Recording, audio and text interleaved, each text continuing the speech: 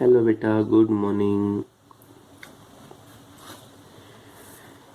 देखिए, हमारा जो नेक्स्ट टॉपिक है बेटा, इम्पोर्टेंट है, वेरी वेरी इम्पोर्टेंट है कि magnetic field, find magnetic field on straight conductor. Magnetic field on straight conductor by using Biot Savart law. जो बॉयड-सैवरेट लॉ है, बॉयड-सैवरेट लॉ बेटा, ये हमारा नेक्स्ट टॉपिक है जो कि वेरी वेरी इंपॉर्टेंट है। 3 नंबर के लिए और 5 नंबर के लिए टॉपिक इंपॉर्टेंट है। देखो, हम पहले डायग्राम बनाते हैं। ये हमारे पास एक स्टेट कंडक्टर होगा, ठीक है बेटा। थ्योरी में यह नहीं लिखूंगा, थ्योरी आपको बता दूंगा कैसे क्या लिखनी है। देखो, हमें माना एक स्टेट कंडक्टर है, we consider a straight conductor. Magnetic field चाहिए तो इसमें करंट पास करेंगे, in which I be the current passing from X to. एक स्टेट कंडक्टर है एक्स वाई, जिसमें से करंट पास हो रहा है आई। तो करंट यहाँ पर कितना पास होगा बेटा, आई। तो आई एक्स टर्मिनल पॉजिटिव होगा, वाई टर्मिनल क्या होगा, नेगेटिव। लेकिन बॉयड-सैवरेट लॉ वर्क करते हैं एक स्मॉल करंट एलिमेंट के ऊपर। जो बॉयड-सैवरेट लॉ है बेटा, वो वर्क करते हैं कि स्मॉल करंट एलिमेंट के ऊपर। These conductor is made by small segment, छोटे छोटे पार्ट से मिलकर बना हुआ है। We consist a point C with length dl, current element होगा ideal, and a point P lies on the right side of this conductor. जो P point है वो इस कंडक्टर के राइट साइड में, through separation R from center of dipole, या A मान लीजिए। R आपके पास ये हो जाता है, R विद ओरिएंटेशन कितना हो गया बेटा, थीटा हो गई।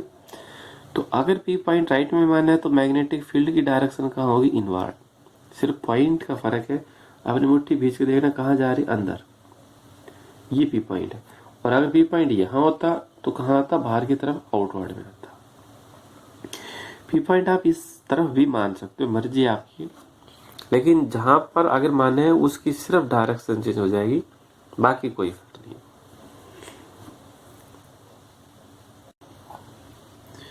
ये है। तो बेटा, ये आपके पास जैसे P पॉइंट होगा, ये करंट एलिमेंट है। अब हम इसके ऊपर बॉयड-सैवरेट लॉ अप्लाई कर रहे हैं। तो dB इज इक्वल टू क्या था, we know that mu not upon 4 pi I D L sine theta upon क्या होगा बेटा, आर स्क्वायर। ये है इस सी एलिमेंट के ऊपर। इस P पॉइंट को हम यहाँ माने, बिल्कुल पास पे माने। आर का मान भी चेंज हो जाता है, एंगल भी चेंज हो जाता है, करंट एलिमेंट भी वहां पर क्या इफेक्ट होगा। तो हमने इसी में से निकालना। देखो, ये पॉइंट है O, मान लिया OCP, ये एंगल होगा फाई। थ्योरी लिखी, consider X Y be straight conductor in which I be the current flow from X to Y. These conductor is made by small segment, छोटे छोटे पार्ट से मिलके बना हुआ है। We consist a segment C with length dl, current element होगा I dl. Point होगा आपके पास क्या होगा, पॉइंट आपके पास P, सेपरेशन कितनी, R। Therefore, according to Boyd-Savart law, change in magnetic field on small current element C is। तो बेटा, इन ट्राइंगल OCP, अंदर के तीनों कोणों का योग 180 या दो कोणों का योग बाहर वाले के तीसरे के बराबर होगा। Theta plus phi is equal to कितना, मान लिया 90। दोनों का योग तीसरे के बराबर होगा। तो बेटा, थीटा किसके बराबर आ गया, 90 माइनस फाइव, क्योंकि यहाँ पर साइन थीटा जो है, साइन थीटा के बजाय कितना रखे हम, 90 minus five. Sine 90 minus five क्या होगा, कोस फाइव। तो इट मीन्स साइन थीटा जहां पर होगा वहां पर हम क्या लिख दें, कोस फाइव। साइन थीटा जहां पर भी होगा वहां पर हम क्या लिख दें बेटा, कोस फाइव। ठीक है, इस इक्वेशन को हमने 1 मान लिया।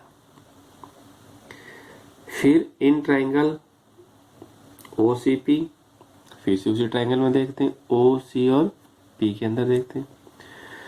तो बेटा A upon R base upon hypotenuse में सीधा लिख रहा हूं, A upon R base upon hypotenuse का होगा कोस थीटा, ये एंगल तो कोस फाई। इट इम्प्लाइज इस आर को हमने यहां चाहिए तो आर को आप यहां ले आओ, A upon cos phi is equal to R. तो ये होगा बेटा R is equal to A secant five.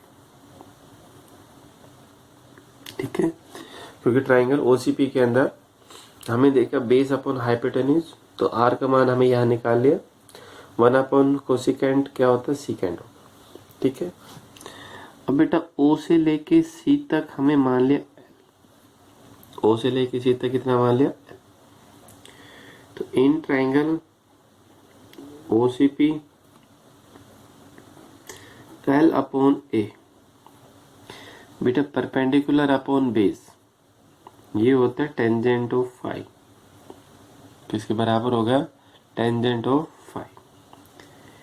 It implies L is equal to a tangent of five. हमें यहाँ से डीएल चाहिए, तो बेटा इसका डिफरेंशिएशन कीजिए, मैथ में आप पढ़ चुके हैं, एल का होगा डीएल, ए सेम, टेन का क्या हुआ सेकेंड स्क्वायर फाइव, और फाइव का क्या होगा बेटा डी फाइव। ये वैल्यू आपके पास किसकी आ गई बेटा डी एल की। ठीक है, ये वैल्यू आपके पास किसकी है बेटा डी एल की। तो अब आपने ये जो तीनों है जो बॉक्स के अंदर है इक्वेशन नंबर एक के अंदर using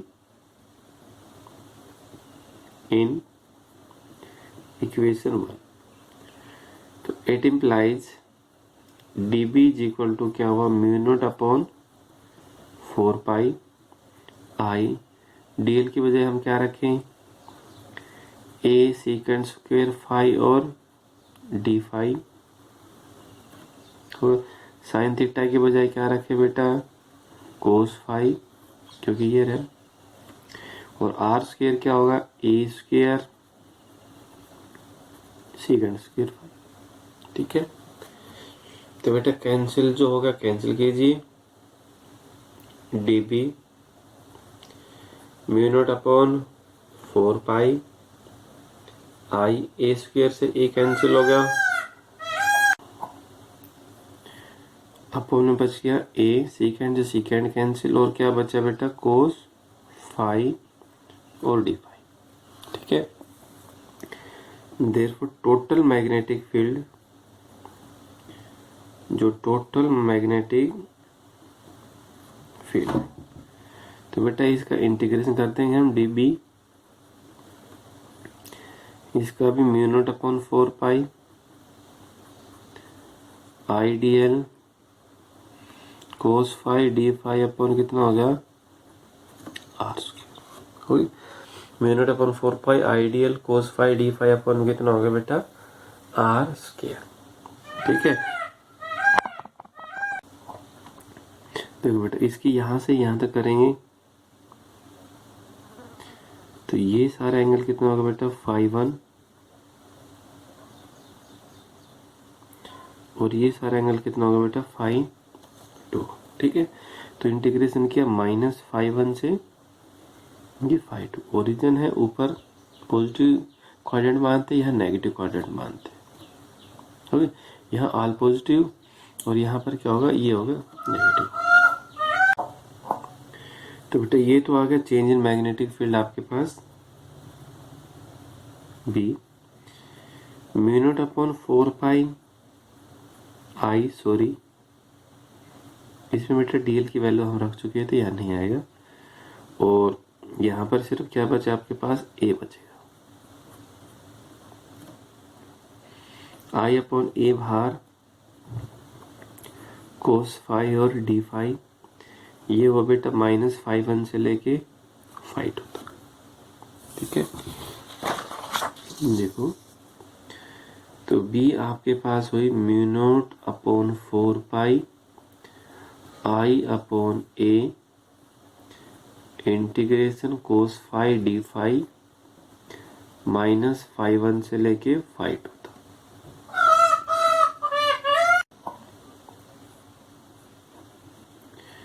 mu not upon 4 pi I upon A. बेटा कोस फाई का इंटीग्रेशन होता है साइन फाई, कोस का डिफरेंशिएशन होता है माइनस फाई 1 से लेके फाई 2 तक। तो क्या हुआ, mu not upon 4 pi I by a sine phi की बजाय क्या रखे फाई 2 फिर माइनस फाई 1। ये हुआ बेटा mu not upon 4 pi I upon A sine phi 2 sine minus theta minus sine plus हो गया साइन फाई। तो बेटा एक स्टेट कंडक्टर के ऊपर ये मैग्नेटिक फील्ड आ गई using Boyd-Savart law. Boyd-Savart law की हेल्प से एक स्टेट कंडक्टर के ऊपर ये आपके पास क्या आई, मैग्नेटिक फील्ड। इसके बारे में हम कल एक बार और दोबारा से पढ़ लेंगे कि मैग्नेटिक फील्ड क्या है। थोड़ा सा कम से कम समझ में आया होगा तो भी कोई बात नहीं है, कल एक बार इसी टॉपिक को दोबारा से रिवाइज करा देंगे, ठीक है। तो बेटा आज के लिए इतना ही, तो आज थोड़ा सा अर्जेंट है इसलिए थैंक यू।